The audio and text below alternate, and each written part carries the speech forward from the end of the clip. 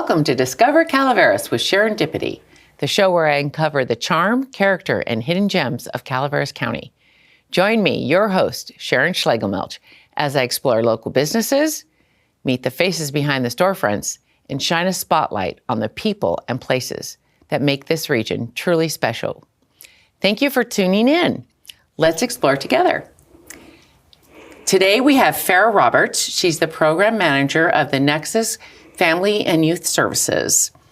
And today we're going to focus on the services that are in Calaveras, specifically the Valley Springs Youth Center. But there's lots more to learn. So welcome to the show, Farrah. Thank you so much, Sharon. I'm so excited to be here. It's great to have you. Well, first, let's talk a little bit about you. Sure. How long have you been involved, and how did you get involved with the Nexus group? Sure. I have I grew up in Calaveras County, so I have been here for most of my life. I left to go to college and came back. In college, I was able to become familiar with the Court Appointed Special Advocates Program, which is a nationwide program, which we'll talk about a little bit more. And as we were looking to what services were needed in Calaveras County, that was one of them. And then through the last 8 years, I've been working on growing the CASA program, we discovered such a need for youth in many ways. And so we've been driving towards opening this youth center for the last several years, and we were able to open our doors just recently. Oh, I think that is just a fantastic asset to our community that we have a youth center right here in Calaveras County in Valley Springs. So a little bit also about the actual Nexus group. I understand you guys have started in Amador County. Share with us about what goes on in Amador County. Sure. Nexus Youth and Family Services is an organization that started in Amador County over a decade ago. They offer many different services for family and youth, which range from therapeutic services, prevention services, and as well as just general community help for families who might be struggling or families who just might need connection. And they have been the umbrella organization to many of these programs, including the CASA programs of Amador and Calaveras County, and then helped us with moving this program, the youth center, into Calaveras County. Oh, that's great beginnings. Yes. So tell us a little bit about the CASA organization, CASA, and what that CASA is all about. Yeah, the Court Appointed Special Advocates Program has been, my passion for a long time. Taking over the youth center, I recently stepped a little bit more back from this program, but I still love to talk about it. CASA was founded in over 30 years ago by a judge who just felt that he was making decisions about children in his care. He was a dependency court judge. They focus on the children who are in foster care. And he derived the idea that a volunteer would be a great person to come alongside a child to provide mentorship, guidance, and then to advocate for the things that the child needs. And so the idea of a CASA was born. And so throughout the United States, there's 50 programs. And then in California, we have one in nearly every county. And so we train volunteers to be part of a child's life who's in the foster care system, and then they take that relationship to help learn about their circumstances and advocate for what they need. And they speak in front of the court to provide that information to the judge so they can make decisions about that child. And that person is probably an extremely important person in the life of a foster child. Yes, the idea is that they have at least one consistent person who is there for the life of their case and can provide that perspective of the community. They don't need to have any expertise. They can just help, just identify what that child needs. Well, that's neat. And so how is the CASA interconnected with Nexus? So in many areas of the United States, CASA programs are independent nonprofits. Nexus is a nonprofit, and they just provide the financial structure for the local CASA programs. Some CASA programs, as small as ours, just would not be able to survive without another type of infrastructure system. And so for the CASA program of Amador and Calaveras, Nexus provides this for us. They provide that support. Yes. Okay. And I guess before we really move on to the Valley Springs Youth Center, how does someone become a CASA court-appointed special advocate? Yes, any of our viewers are interested in doing that. We are always in need of volunteers. You must be 21 years of age and older, because we work with children who are actually transitional age youth over the age of 18. And then you just contact us and we'll set you up with an information session, and then we'll do application and background check. And then once that is happening, then we'll provide you information about training. And if you're interested in joining, you may call us. Our number is 209-257-1980, and that is at extension 108. Oh, thank you for sharing that information. So now on to the Youth Center of Valley Springs. So what was, you said it was years in the making. So who actually inspired Nexus to go ahead and expand into Calaveras? So when I was working as the program manager for the CASA program, we were collaborating with the Prevent Child Abuse Council of Calaveras. They have been a huge partner of ours as a CASA program. And we did community surveys about what was needed to prevent child maltreatment in Calaveras County. And one of the overwhelming responses was that they needed community spaces for children and youth to be able to have a place to get referrals when they were verging on crisis, or just to build a safe space where youth can connect, to have an opportunity to meet adults who are caring. And so we, together with partnerships with the county Health and Human Services, as well as other organizations, really explored this idea and tried to figure out how we could get that off the ground. And here it is. Yes, it is. Oh, it's opened. And when did it open? We were able to open our doors just about 3 months ago. We have been able to run a few programs. We're really just kind of beta testing a lot of the things, trying to figure out what the youth want. We really want the youth to take the reins and guide us as to the things that they would like to see happen. We are getting traffic when we're building that rapport with the youth and community. And just as school is about to start in a few days, we're going to be outreaching to youth at the schools to encourage them to participate. With many of the different programs, we've already started to launch through there. And then we're working to build partnerships within the community to expand our reach. That's great. And let's tell viewers the location. I know it's walking distance from Valley Springs Elementary, and the actual address is 120 Pine Street. Pine Street. Okay, so across the street from the laundromat. Yes. And so, and what are your hours and days open at this point? Right now we're open Monday, Wednesday, Friday, and we open at noon, and we'll stay open until 5:30. Okay. And then will that be continuing when school starts? Yes. Okay. And what age groups are typically involved at coming to the youth center? Well, when we were exploring this, we really found that there weren't a lot of areas for youth for the 12 and older. So because there are some after-school programs for the kids who are in elementary school. So this is the junior high and high school groups. We do offer occasional events that are open for all families, but our target group is that. We do bring it, kind of do some programs that are more targeted to the risk factors for youth of that age, which can include substance use prevention, as well as online safety, and then how to keep themselves safe from exploitation. Yes, I noticed. I looked at your Facebook group. Yes.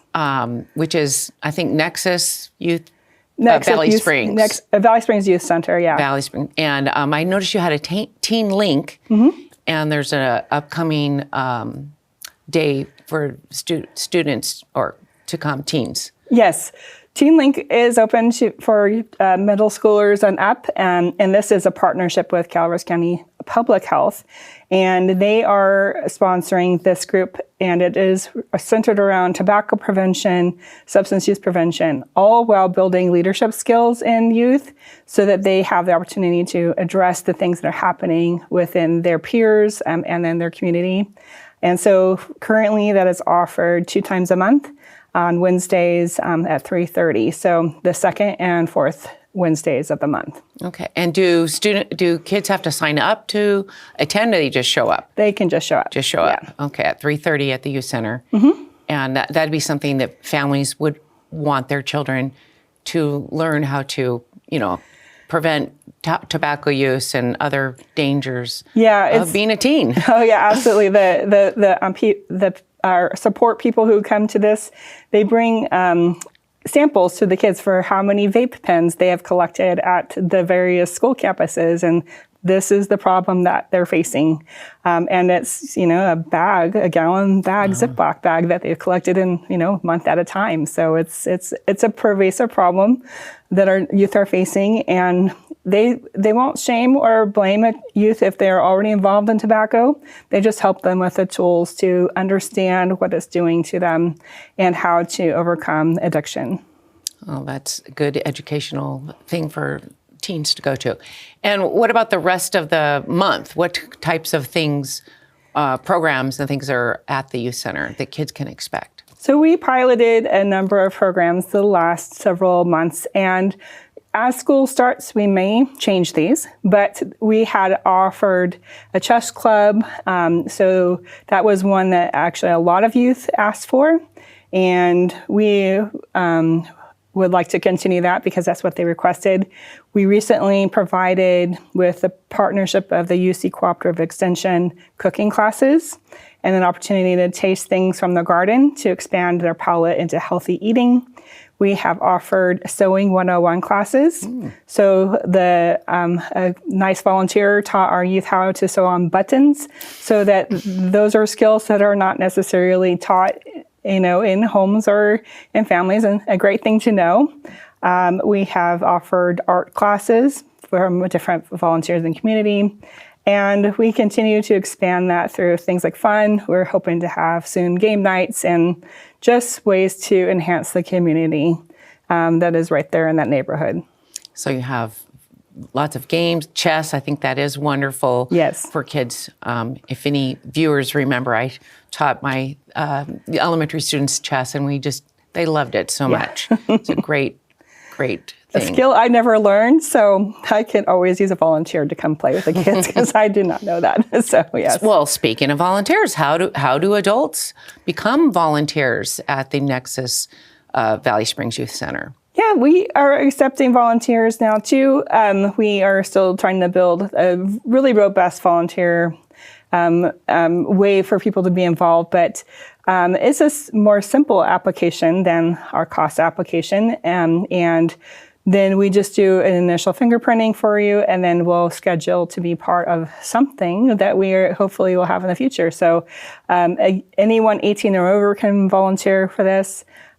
We hope that the community will adopt us as an essential part of this community through volunteerism or by giving to us or whatever way that they can. So potential volunteers can give them your information at the youth center, or call you, I suppose. Yes.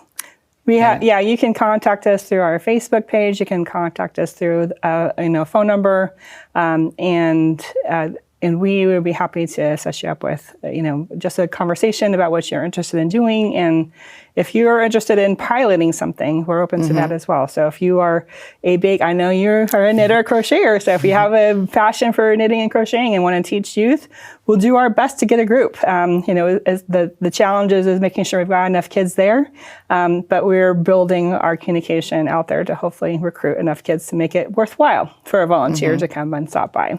Okay, so speaking of getting the kids there, so for example, I think like the middle school and high school kids could ride the bus to Valley Springs Elementary. Yes. And walk over. Yes, we're right there. We're less than 400 yards away from the school, and they could walk and right they there. could just show up, the middle school age and high school age. Absolutely. And some of our programs, we are able to offer some transportation. That is a more specific thing that parents would have to sign off on. But if they get to the youth center and they are there until we're closed, we can potentially give them a ride home. Okay. And I know you just opened, so, but what have your numbers been like for kids? During the school time, we were reaching about 15 kids a month, and a little quieter this summer. And even though we've tried some summer programming, but this will take time for the word to get around that we're open and that we are different and that we are here to stay. We've been able to secure funding for a whole one more year, and we're pretty confident we'll retain that funding, and that allows us to keep our rent and our doors open. And so I think we're here to stay, and especially with community support. Yes. Now, what else can the community do if maybe they're not able to volunteer? What other types of donations or partnerships they could do with the community? Yeah, we are a nonprofit organization, so we would appreciate any cash donations, monetary donations, but we have a wish list that we keep up. Most importantly, snacks for the kids, because those need to get replenished all the time, and kids come out there after school and they're starving, and so they kind of go through those snacks pretty quickly. And snacks are such a social thing for kids. They are. That is a great way to help us. We could always use your games that you no longer need, and if you have a connection in the community that you feel would like to hear about the youth center or any of the programs we offer, we are happy to come out and speak about those things. Oh, that would be a great way to get the community involved. And I really hope that our viewers will be inspired to help the Valley Springs Youth Center. But there's other things, services throughout the county. Can you tell us some other things that the Nexus Family Youth and Family Services Group does? So at the youth center, we have a couple of different breakout rooms.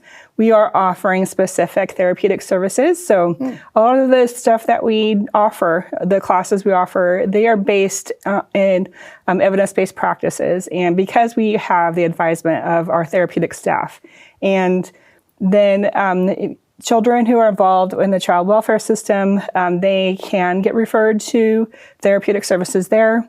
They offer parent-child interactive therapy as well as individualized therapy. Those are referrals only through child welfare, but we will be expanding to offering parenting classes. That would be for all families under the advisement of the therapeutic team, including things such as nurtured heart approach, some of the things that are really popular in this area to really address the needs of families in the community. Yeah, and so to take advantage of, they have to be referred by another organization. For those specific services, they need to be involved with child welfare. But if you follow us on Facebook, that's the best place because it's the most dynamic. We do let the community know that when we're offering programs that are open to the entire community and for all families. Yes, I think I also noticed there's a, like you had mentioned, with the cooperative food or nutrition. Yes. And I think one of those is coming up too. Yeah, we will be doing our next one in August. We just finished our one last week on blueberries, where the youth came in and made parfaits. But yeah, we are having that partnership. We hope to continue something of that sort. My understanding is that the UC Cooperative Extension may not have funding to go through the fall, but we have garnered their expertise and we'll find a way to fill that void because that's a need. For youth to understand cooking values and how to use their nutritional ingredients that are around the community. But yes, we look to partner with many different organizations, and we're constantly having that conversation. We hope to have career nights. We hope to have things that we talked with Motherload Job Training about having a career center and maybe some workshops for transitional age youth about what they need in their resume. So we're building those partnerships, and we have the experience of doing this in Amador. And so we've found ways to build these relationships to make sure that as a resource center for youth, that it will be able to push them into whatever they need for their future. That is such a great opportunity for our high school and middle school kids to have all these resources available. We know that the schools are impacted with working with all of the things they have to these days. And so coming alongside and being a partnership and educating them is what we're working on. Now, what if, for example, a older student has a sibling who is, maybe only 11? And if they were, would they be able to attend anything, or could they come with a parent? We do list all of the things we do offer for families. We are not necessarily encouraging the younger ones to come in yet. Our dream is to be a full family resource center at some point, but we just haven't established that. And that is just there's some supervision level that's needed a little bit higher when you're working with the younger kids. And we have limited staff, and we want to be able to serve what we're capable of now so that we, make sure everyone is safe and are getting the attention they need. And so those younger kids can look forward to when they are old enough to attend the center, and also the family nights when there's certain activities or family days. Yes, absolutely. Yes. That's great. Well, is there anything that we have left out that you want to share with our viewers? I think that, it's just if partnerships are what this community is about, like I said, living in Calaveras for a long time, that I've seen that we've often tried to do a youth center. And I think that the success of this is really going to be built on just recognizing that youth need and maybe a little push to attend, because they might feel more comfortable sitting at home on their phones or on their games, but to push them out and try and make new connections in a safe space. And so just an encouragement to participate, because the more participants we have, the better it feels for the other kids who are attending. Yes, I think that would be really a lot of fun if they look at it that way. Yes. All right. Well, thank you so much for being on the show today, Farah. Thank you. It was nice to have you here and tell us about the Nexus Family Youth Center, or Valley Springs Youth Center. Yes. And tell us again your exact Facebook group. Okay, we are the Nexus Valley Springs Center. Okay.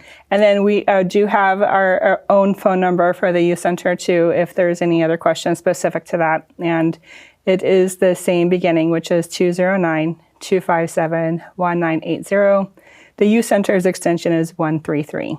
Oh, thank you for that information. Thank you. And thanks again for coming on the show. I appreciate it. Thank you again for tuning into the show. It cannot be stressed enough how important community engagement is to the success of the Youth Center. We'll be showing some QR codes on screen now that link to the Nexus social media accounts. Please check them out.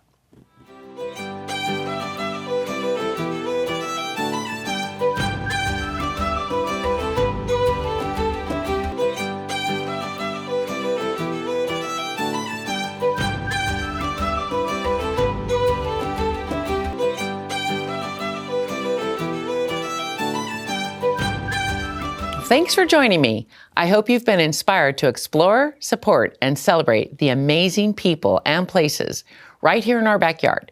And if you know a hidden gem that we should discover next, reach out to Public Access Television by calling 209-754-4021. Until next time, keep wandering, keep wondering, and keep discovering with Sharondipity.